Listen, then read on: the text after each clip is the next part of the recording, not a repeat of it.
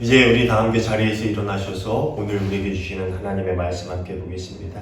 오늘 우리에게 주시는 하나님의 말씀은 미가서 2장 12절 13절 말씀입니다. 구약 1292페이지에 있습니다. 미가서 2장 12절 13절 말씀 제가 읽겠습니다. 야곱아, 내가 반드시 너의 무리를 다 모으며 내가 반드시 이스라엘의 남은 자를 모으고 그들을 한 처소에 두기를 보스라의 양떼같이 하며 초장의 양떼같이 하리니 사람들이 크게 떠들 것이며 길을 여는 자가 그들 앞에 올라가고 그들은 길을 열어 성문에 이르러서는 그리로 나갈 것이며 그들의 왕이 앞서가며 여호와께서는 선두로 가시리라. 아멘. 오늘 우리에게 주시는 하나님의 말씀입니다. 자리에 앉아주시기 바랍니다. 오늘도 함께 예배하는 우리 모두에게 주님의 평화가 충만하게 임하기를 간절히 소원합니다. 제가 읽지는 않았는데 제목이 참 재미있어서 그 제목만큼 기억에 남는 그런 책이 하나 있는데요. 이 책의 제목이 머리에서 가슴까지 30cm 마음여행입니다. 참 재미있는 제목이지요. 책의 내용을 잠깐 설명하는 것을 보면은요, 머리와 가슴까지의 거리는 불과 30cm밖에 되지 않지만 그것이 세상에서 가장 긴 거리가 될 수 있다라는 거예요. 왜냐하면은 머리로 이해되는 것들이 가슴으로 헤아리고 공감하는 데 이르기까지 정말 어려운 일이 될 수 있기 때문이라는 거예요. 그러니까 머리로는 알지만 이해는 되지만 그것이 가슴으로 공감되고 그것이 헤아려지기까지가 참 어려운 일이 있기 때문에 이 머리에서 가슴까지 거리 그 30cm가 세상에서 가장 긴 거리가 될 수 있다라는 그러한 이야기를 하고 있는 책입니다. 그 안의 내용이 뭔지는 제가 잘 모르겠어요. 그냥 책의 소개에 이렇게 나와 있어서 참 재미있는 설명이다라고 기억에 남습니다. 마찬가지로 우리가 듣고 배워서 알고는 있지만 그것이 우리의 삶으로 나타나기까지는 참 오랜 시간이 걸리고는 하는 것을 우리가 경험을 통해서 알 수가 있습니다. 고 김수환 추기경이 머리로 생각한 사랑이 가슴에 이르는데 70년의 세월이 걸렸다라는 그런 말을 한 적이 있지요. 그것을 보면 참 많은 이들의 사랑과 존경을 받았던 이 분도 기독교의 가장 핵심인 사랑을 가슴으로 공감하고 실천하기까지 그렇게 오랜 시간이 걸렸다라는 것만 보아도 우리의 머릿속에 있는 가치들이 삶을 통해 드러나는 것이 얼마나 힘든 일인가라는 것을 다시 한번 깨닫게 됩니다. 그렇게 신앙이란 지적 능력의 축적이 아닌 작은 가르침 하나를 내 삶의 자리에서 실천해 나가려는 분투라고 할 수 있을 것입니다. 머리에 있는 하나님의 뜻과 가르침을 작은 것에서부터 하나하나 우리의 삶으로 온전하게 그려나가는 이들이야말로 머리에서 가슴으로 순례자의 여정을 가고 있는 참된 그리스도인이라 말할 수 있을 것입니다. 우리가 지난주에 보았듯이 미가 선지자가 살아가던 그 땅에 그 시대의 이스라엘 백성 대부분이 이 머리에서 가슴으로의 여행을 시작조차 하지 않은 삶을 살아가고 있는 이들이었습니다.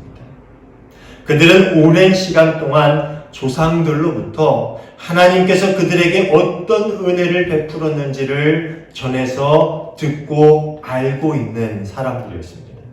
그들은 어떻게 애굽에서 하나님께서 자신의 조상들을 이끌어내셨고 그렇게 적과 꿀이 흐르는 복된 땅을 허락해 주셨고 또 이제까지 그렇게 수많은 열방들, 주변의 수많은 강국들 사이에서 어떻게 그 연약한 하나님의 백성 이스라엘을 지켜오셨는지를 들었고 배웠고 또 눈으로 보아 알고 있는 사람들이었습니다.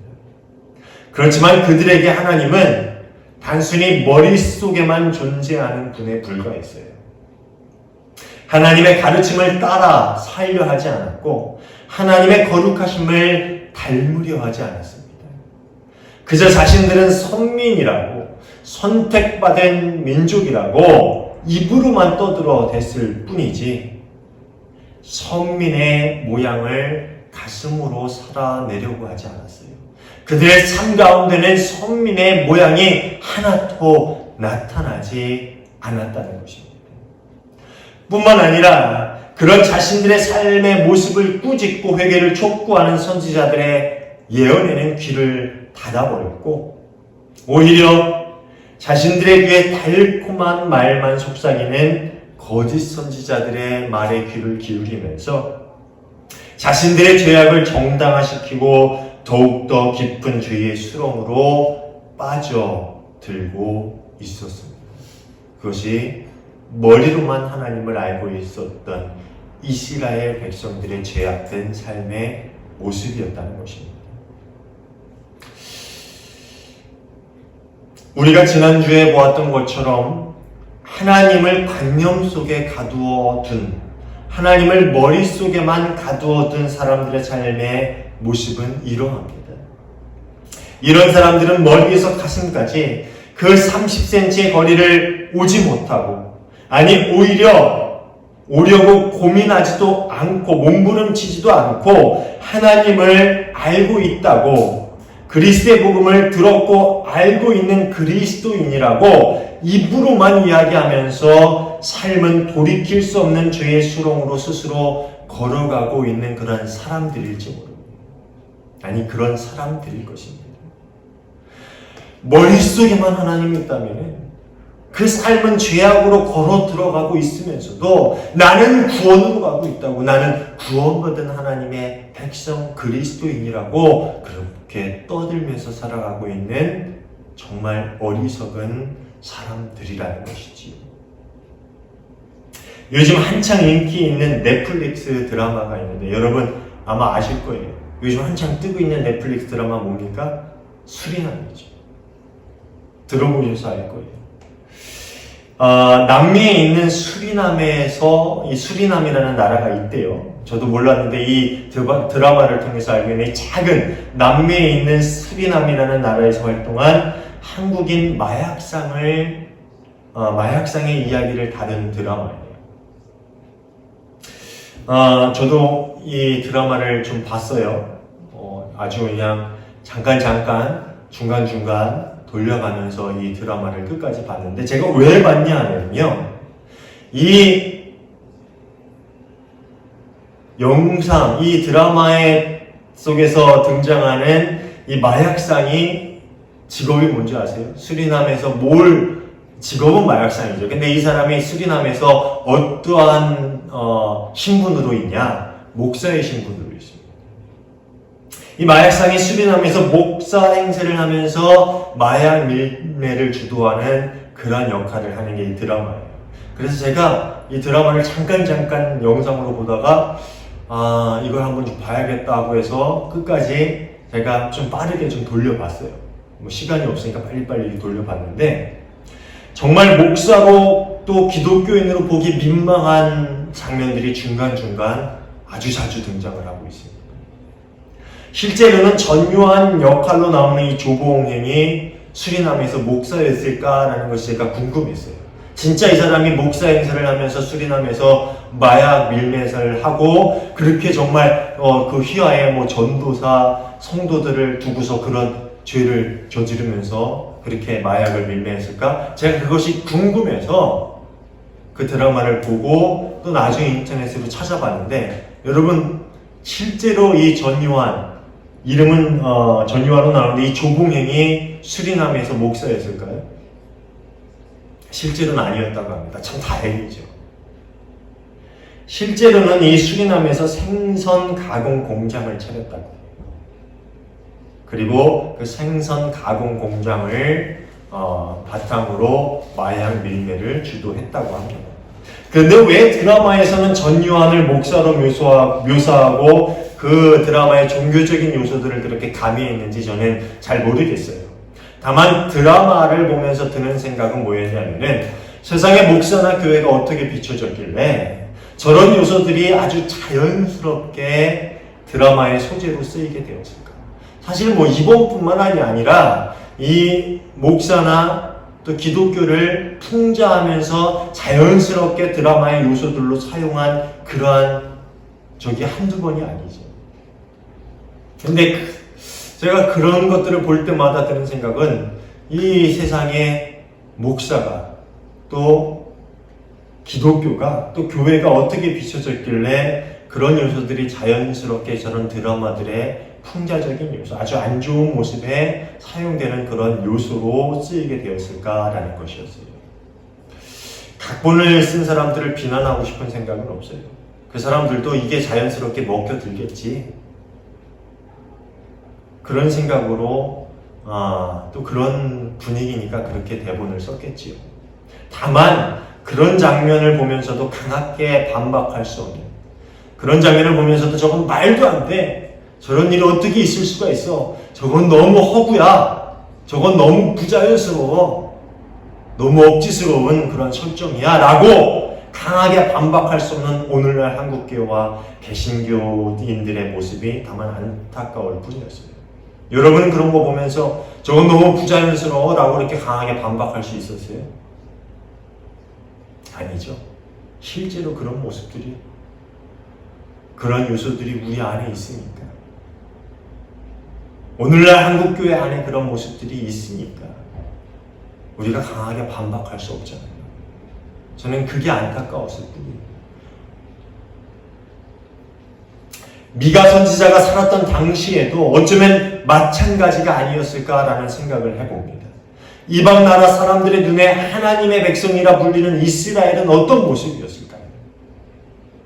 권력자들이 가난하고 연약한 백성들을 착취하고 백성들을 바른 길로 이끌어야 하는 예언자와 종교 지도자들마저 악인들을 옹호하고 그들에게 면죄부를 주면서 함께 빌부터 권력을 가지고 또 부를 착취하며 살아가는 그들의 모습을 보면서 이방 사람들이 그들이 어떻게 하나님의 거룩하심을 닮아서 세상에 하나님을 전하는 하나님의 백성이라고 이야기할 수 있었을까? 그렇게 보았을까? 아니 그들 눈에 비친 하나님은 도대체 어떤 하나님이었을까? 그런 생각을 한번 해보았습니다. 아마 그 당시에 드라마가 있었다면 오늘날과 비슷한 모습 아니에요. 그렇게 유대교를, 야훼교를 풍자하면서 아주 우스꽝스럽게 묘사하는 드라마가 그 당시에도 만들어지지 않았을까요? 그 드라마가 왜 만들어졌겠어요? 오늘날의 기독교를 풍자하는 그 드라마가 왜 만들어졌겠어요? 그런 부패하고 부끄러운 모습이 오늘날 만연했기에 그것이 자연스러운 요소로 쓰이게 된 것이죠. 그 당시 이스라엘도 그러했다는 거예요. 하나님의 선택을 받은 왕이라는, 그리고 권력자라는 그런 사람들이, 백성의 지도자로 세워진 사람들이 그들이 보호해야 할 백성들을 착취하고 또 그것을 견제해야 하고 그것을 책망해야 되고 그 왕과 권력자들이 바른 길로 이끌어야 할 종교 지도자들이 그것을 옹호하고 그들에게 면죄부를 주고 그 죄악을 정당화시키는 그런 모습을 보면서 이방 나라 사람들이 그들을 어떻게 하나님 백성이라고 생각했을까요? 어떻게 하나님을 선하신 하나님이고 거룩하신 하나님이고 정말 우리가 범접할 수 없는 그런 분이라고 그렇게 경외할 수가 있었겠어요? 전혀 그렇지 않았을 거예요. 결국 그렇게 날마다 더욱 타락해가는 그들의 모습을 보면서 하나님께서는 그들에게 매를 들 수밖에 없었던 것입니다. 이방 나라 아스르와 바벨론을 사용하시면서까지 북이스라엘과 남유다를 심판할 수밖에 없었던 것이지요. 그리고 오래 참으신 후에 그들에게 임한 심판은 아주 가혹하고 무서운 심판이었습니다. 첫 시간에도 우리가 함께 보았듯이 도시가 돌무더기로 변하고 그리고 그 돌무더기마저도 무너져 내릴 만큼 하나님의 심판은 아주 가혹하고 혹독하고 완전했습니다. 어쩌면 이런 하나님의 혹독한 심판 앞에서 많은 백성들은 하나님 정말 저희를 버리신 것입니까? 라는 질문을 수없이 했을지도 모릅니다. 하나님 이제 저희를 버리신 것입니까? 저희를 완전히 멸절시키려고 하십니까? 저희를 완전히 떠나셨습니까? 그런 질문을 수없이 던졌을 것입니다. 그러나 심판이 아무리 무섭고 가혹하다 할지라도 하나님의 심판은 완전한 멸망을 위한 심판이 아니었습니다. 완전히 멸망시키기 위한 회초리가 아니었다는 것이죠. 부모가 자녀를 무섭고 또 아주 혹독하게 혼내는 이유, 훈육하는 이유는 무엇입니까? 자녀가 아파하길 원해서입니까? 네? 우리가 요즘 매를 들면 안 되죠. 옛날에는 저는 뭐 이렇게 매를 맞으면서 컸는데, 옛날에는 이렇게 매를 들면, 요즘에도 그런 집이 있는지 모르겠는데, 요즘은 안 된다 그래요. 그래도 혼내고 훈육하잖아요, 우리가. 그쵸? 혼내고 훈육하는 이유가 뭐예요? 자녀가 속상하길 원해서예요? 자녀가 상처받길 원해서 혼내는 거 아니잖아요. 왜 혼냅니까? 자녀가 잘못을 뉘우치고 깨닫고 올바르게 행동하고 자라나길 원해서 훈육하는 거잖아요. 마찬가지로 하나님의 심판은 사랑하는 당신의 백성을 완전히 멸절하기 위한 게 아니었어요. 그들에게 임한 하나님의 심판은 그들 가운데서 악한 자를 혼내고 멸함으로 그들에게 우상 숭배의 죄가 하나님의 가르침을 따라 살지 않은 잘못이 얼마나 무서운 결과를 낳게 되는지를 깨닫고 돌이켜서 참 하나님의 백성으로 살아나가게끔 하려는 하나님의 선한 목적과 의도가 그 심판과 그 회초리 안에 숨겨져 있는 것이지요. 그래서 미가 선지자뿐만 아니라 모든 선지자, 하나님의 심판을 예언한 모든 선지자들은 무섭게 임할 하나님의 심판 이후에 반드시 희망의 메시지를 선포하고 있어요. 그냥 너희 망할 거야, 너희 이제 무너질 거야, 너희 포로가 돼서 끌려갈 거야, 그걸로 끝이 아니라, 그러나 그 이후에 하나님의 은혜가 또한 너에게 임할 거야. 그 희망의 메시지를 모든 선지자가 선포하고 있는 이유가 바로 그거예요. 완전한 멸절을 위한 심판, 그 회초리가 아니라는 것이지요. 오늘 우리가 읽은 12절, 13절 말씀이 바로 그 희망의 메시지예요. 미가 선지자는 이 미가서를 통해서 총 3번의 심판과 희망의 메시지를 번갈아 가면서 이렇게 전하고 있는데, 그만큼 하나님의 심판이 혹독하지만 그 이후에 하나님께서 다시 하나님의 구원의 역사를 이어나갈 그 희망의 메시지를 그렇게 선포하면서 그들에게 소망을 전해주고 있는 것이지요. 12절 초반을 보면 아주 특별한 단어가 하나 등장을 하는데요. 남은 자라는 단어입니다. 한번 볼까요? 야곱아, 내가 반드시 너의 무리를 다 모으고 내가 반드시 이스라엘의 남은 자를 모으고, 그렇죠? 모으고 남은 자를 모으고, 이렇게 모은다라는 단어를 쓰는데, 흩어졌던 백성들을 다시금 하나님께서 모으셔서 그 남은 자들을 통해서 하나님의 구원 역사를 이루어 가시겠다라는 그러한 뜻을 그들에게 전해주고 있는 것이지요. 특별히 이 12절 초반에 나오는 남은 자, 히브리어는 쉐리트라고 하고요, 영어로는 렘넌트라고 번역하고 있는 단어는요, 이 기근이나 전쟁 같은 재난 후에도 살아남은 자를 뜻하는 단어예요. 이 구약에서는 특별히 예루살렘 멸망 이후에 이스라엘의 멸망과 포로기의 고난에도 불구하고 하나님의 약속을 지켜나가는 사람들을 의미하는 단어가 이 쉐리트, 남은 자라는 단어입니다. 최초로 인류의 죄악 때문에 물로 세상을 심판하시지만 그럼에도 불구하고 하나님의 구원 역사를 이루어 가시기 위해서 당시 의로운 사람이었던 노아와 그의 가족들을 남겨두시지요. 그리고 소돔과 고모라의 심판에도 불구하고 그 성 안에 유일하게 의로운 사람이었던 누구예요? 롯과 그의 딸들을 남겨두시지요. 이렇게 모든 하나님의 심판으로 인류의 죄악으로 하나님의 심판이 주어질 때마다 하나님의 구원 역사를 위해서 남겨두신 소수의 의인들을 가리켜 하는 말이 바로 이 남은 자들이라는 단어예요. 이것이 남은 자 사상이 구약에 종종 그렇게 아주 자주 등장을 하게 됐지요. 미가 선지자와 같은 시기에 활동을 했던 이사야 선지자도 이 남은 자에 관한 이야기를 아주 자주 언급하는데요. 이사야 10장 20절에서 22절을 한번 보겠습니다.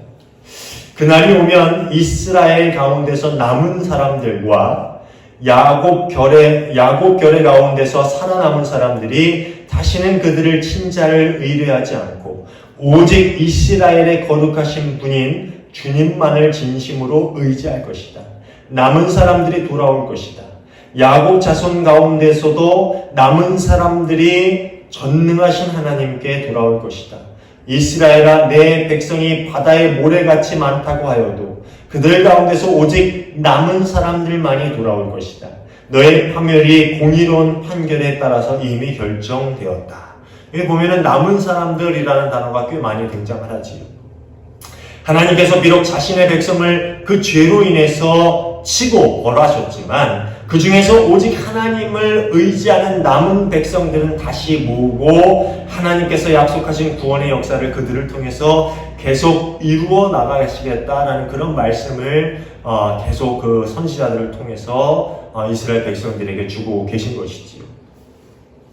이 김지성 목사님은 남은 자들을 이야기하면서 그루터기라는 표현을 사용하시더라고요. 이 그루터기. 나무를 베어내고 남은 밑둥을 뜻하는 말입니다. 저는 이 표현이 참 좋더라고요. 이제 생명이 완전히 끝난 것처럼 보이지만 여전히 뿌리에 그 생명이 남아서 또 다른 나무를 새롭게 만들어낼 여지가 남아있는 존재가 바로 이 그루터기입니다.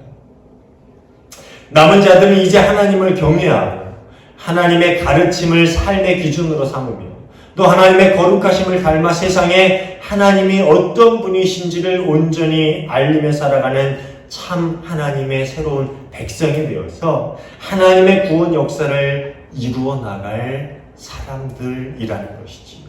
여전히 그 생명을 품고 남아서 하나님의 구원 역사를 새롭게 써나갈 사람들이라는 것입니다. 그리고 이제 그들 앞에는 오직 주님만이 그들의 인도자가 될 것이며 그들의 모든 싸움을 주님께서 앞장서서 싸워나가게 될 것이다. 그렇게 그들의 인도자가 직접 하나님이 되어줄 것이다. 그들의 모든 여정에 하나님이 그들의 인도자, 그들의 싸움을 대신 싸워나갈 장수가 되어줄 것이다 라고 이렇게 선지자들은 약속하고 있지요. 오늘 13절 말씀을 한번 볼까요? 제가 이 13절 말씀은 특별히 공동 번역으로 읽어드릴게요. 여러분은 개역개정을 보면서 어느 부분이 틀린가라는 것을 한번 비교해 보시길 바랍니다.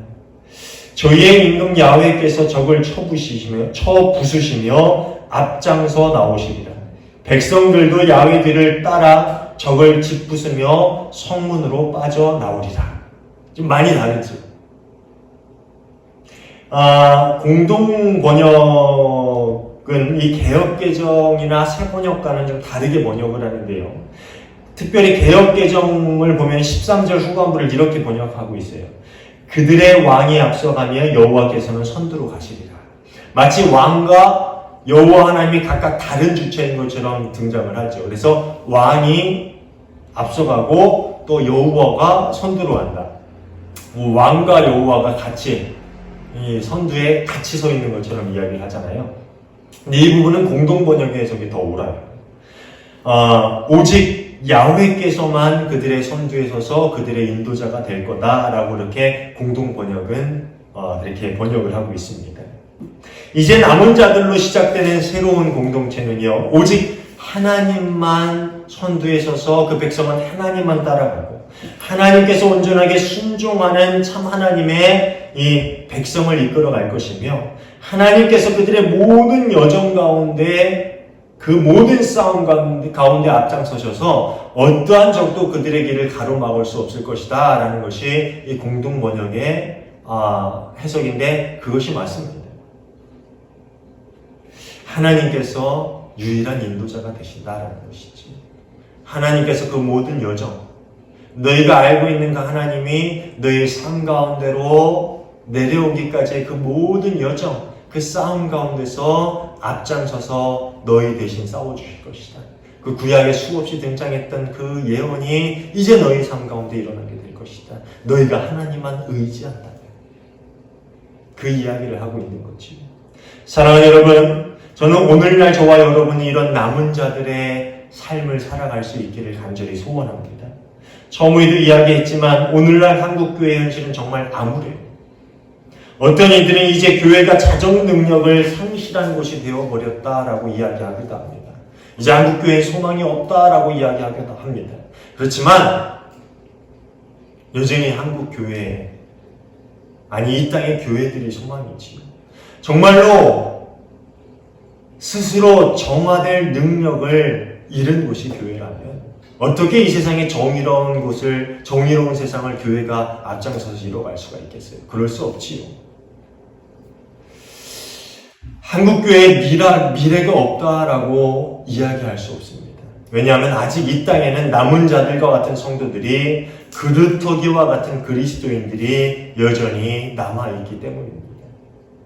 하나님은 여전히 이 땅에 하나님의 백성을 향한 구원 역사를 그치지 아니하셨고 남은 자들을 통해서 그 구원 역사를 이루어 나갈 것이라 믿습니다. 그래서 여전히 교회가 희망이지요.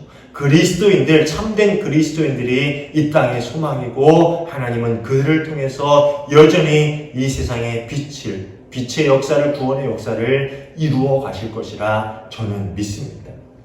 사랑하는 여러분, 이스라엘의 역사를 통해서 죄의 결과가 얼마나 무섭고 끔찍한지를 이제 알았다면, 이제 그 알미 가슴으로 내려와서 여러분 삶 가운데 하나님을 경외하는 삶을 살아나갈 수 있기를 간절히 소원합니다. 하나님 정말 무섭게 심판하시는 분이지.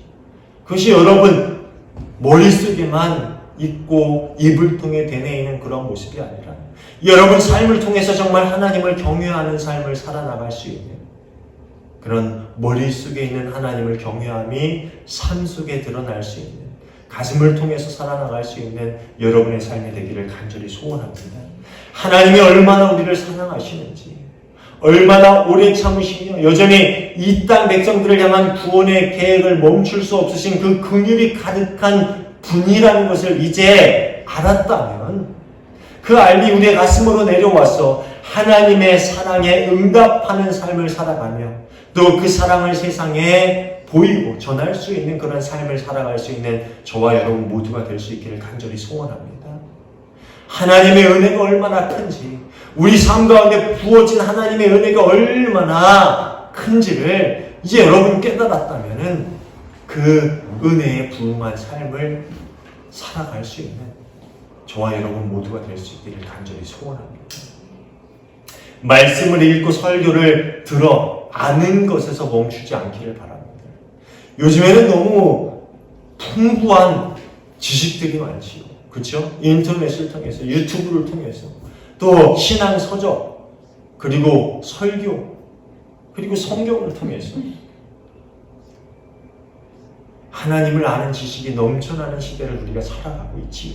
근데 말씀을 듣고 설교를 듣고 뭐 이렇게 저렇게 들어서 하나님에 대해서 알았다면 아는 것에서 멈추지 말고 그 모든 것들이 가슴으로 내려와서 우리가 이 땅에서 하나님을 경외하고 사랑하고 그 거룩하심을 닮아서 참 하나님의 백성으로, 참 그리스도인으로 살아나갈 수 있는 저와 여러분 모두가 되시기를 간절히 소원합니다. 정말 우리가 이 땅의 남은 자들이 되길 바랍니다. 이 땅의 그루터기가 되길 바랍니다. 그래서 정말 하나님의 구원 역사를 계속 이어갈 수 있는 참 하나님의 백성이 될 수 있기를 주님의 이름으로 축원합니다. 기도하겠습니다. 하나님 감사합니다. 저희를 너무나도 사랑하여 주셨습니다. 여전히 하나님의 구원 역사를 계속 이루어가기를 원하셔서 저희를 불러주시고 하나님의 참 백성이 되라, 그리스도인이 되라 이야기하여 주심에 감사를 드립니다. 이제 저희 머릿속에만 알고 있던 그 성경적 지식, 하나님을 아는 그 지식들이 우리 삶 가운데로 나타나길 원합니다. 이제 하나님을 경외하는 그 머릿속의 지식들이 우리 삶 가운데 나타나길 원합니다. 그래서 하나님을 경외하며 또 하나님의 말씀을 따라 살며 그 거룩하심을 따라 살기, 닮아 살기 위해서 우리 삶 가운데 늘 영적인 분투를 할 수 있는 참 그리스도인이 되게 하여 주시옵소서. 우리 삶 가운데 주님 대신 싸워주셨어요. 악한 모든 유혹들과 싸워 이기게 하여 주시옵고 온전히 하나님만 따라갈 수 있는 저희 모두가 되게 하여 주시옵소서. 우리 삶 가운데 인도자 되시는 예수 그리스도의 이름으로 감사하며 기도하옵나이다. 아멘.